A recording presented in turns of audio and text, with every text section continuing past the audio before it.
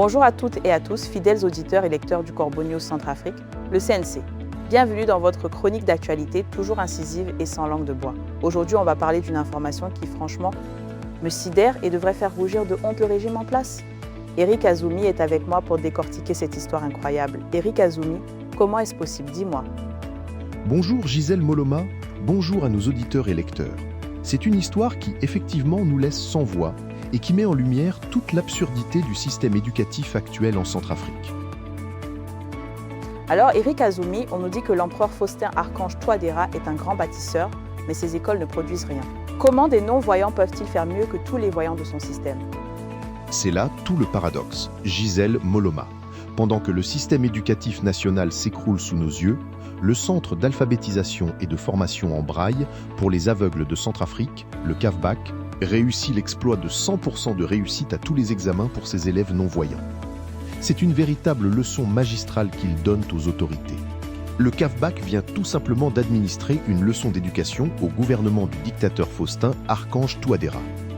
Alors que les écoles publiques accumulent les échecs et que les élèves voyants peinent à maîtriser les bases, le non-voyant du CAFBAC affiche un taux de succès parfait, oui, 100%, aux examens de l'année scolaire 2024-2025.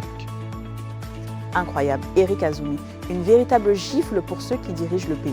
Alors, le dictateur Faustin Archange Touadéra et ses ministres se vantent de chiffres gonflés, mais la réalité est là, l'échec généralisé. C'est là toute l'absurdité. Gisèle Moloma.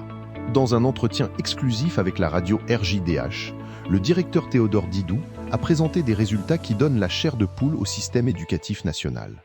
Écoutez bien, 8 candidats présentés au certificat de fin d'études primaires, 8 admis. 7 élèves au concours d'entrée en 6e, 7 reçus. 2 candidates au BEPC, 2 admises. Et pour couronner le tout, 2 bacheliers, 2 succès. Et au premier tour, s'il vous plaît. C'est une performance qui force le respect. Des chiffres qui donnent le tournis, Eric Azumi. Pendant que l'administration du dictateur Faustin Archange Touadéra peine à sortir des élèves qui savent lire, ces jeunes gens, malgré leur handicap, pulvérisent les records. Quelle honte pour l'empereur Faustin! Exactement, Gisèle Moloma. Ces chiffres prennent une dimension historique, puisque, je cite, « Il s'agit de la toute première promotion de non-voyants à obtenir le baccalauréat en République centrafricaine. » Fin de citation. C'est une prouesse qui choque avec la médiocrité générale d'un système où même les élèves voyants ont du mal à lire correctement après des années de scolarité. L'ironie de la situation est criante. Pendant que les autorités se targuent de statistiques gonflées dans les écoles publiques, une poignée d'élèves privés de la vue démontre ce que peut accomplir une éducation de qualité. Eric Azumi, on parle d'exploit, mais l'exploit ici, c'est surtout la capacité du dictateur Faustin Archange Touadéra à gonfler des chiffres alors que la réalité est là. Une poignée d'élèves privés de la vue donne une leçon d'engagement pédagogique à tout son régime. C'est ça la vraie éducation. Ah oui, c'est très juste, Gisèle Moloma. Le CAFBAC prouve que la réussite scolaire ne dépend pas de moyens financiers colossaux, mais de la volonté pédagogique et de l'engagement inébranlable des enseignants. Des perspectives d'avenir, Eric Azumi. Pendant que le dictateur Faustin Archange Touadéra et ses ministres promettent monts et merveilles, ce sont ces jeunes non-voyants qui prouvent qu'avec de l'engagement, on peut s'insérer. Leurs anciens élèves sont déjà dans la fonction publique, alors que l'empereur Faustin préfère recruter ses copains. C'est tout à fait ça, Gisèle Moloma. Les perspectives d'avenir de ces lauréats donnent une autre leçon pour le gouvernement.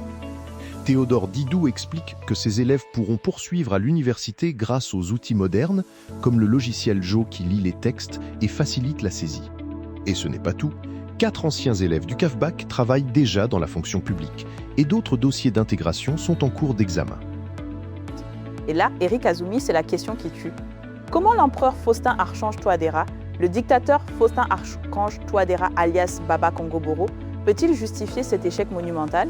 Des moyens limités et pourtant la réussite. Que fait son gouvernement avec tous nos impôts? Ah, ça, c'est la question à 1 million de francs, Gisèle Moloma. Cette réussite interpelle directement le dictateur Faustin Archange Touadéra alias Baba Congoboro et son gouvernement. Comment expliquer qu'une institution spécialisée, avec des moyens limités, réussisse là où l'ensemble du système éducatif national échoue?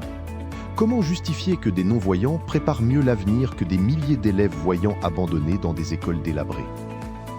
Eric Azumi, on nous parle d'éducation inclusive, Mais pour le régime de l'empereur Faustin Archange Touadéra, c'est un slogan vide. Ces élèves non-voyants brisent les barrières alors que les autorités, elles, sont frappées d'une cécité volontaire face à leur propre faillite. C'est ça la vérité. Vous l'avez bien dit, Gisèle Moloma. Le CAFBAC démontre que l'éducation inclusive n'est pas un slogan creux, mais une réalité possible. Ces élèves brisent les barrières et prouvent que la détermination supplée au handicap. Une leçon que devraient méditer des autorités qui, elles, semblent frappées de cécité face à l'effondrement éducatif qu'elles ont provoqué. Pendant que les non-voyants voient l'avenir avec optimisme grâce à leur formation, c'est tout le système éducatif centrafricain qui semble aveugle à sa propre faillite. Cet article que nous venons de décrypter a été rédigé par la rédaction de Corbeau News Centrafrique, CNC, évidemment sous la supervision de notre directeur de publication, M. Alain Enzilo.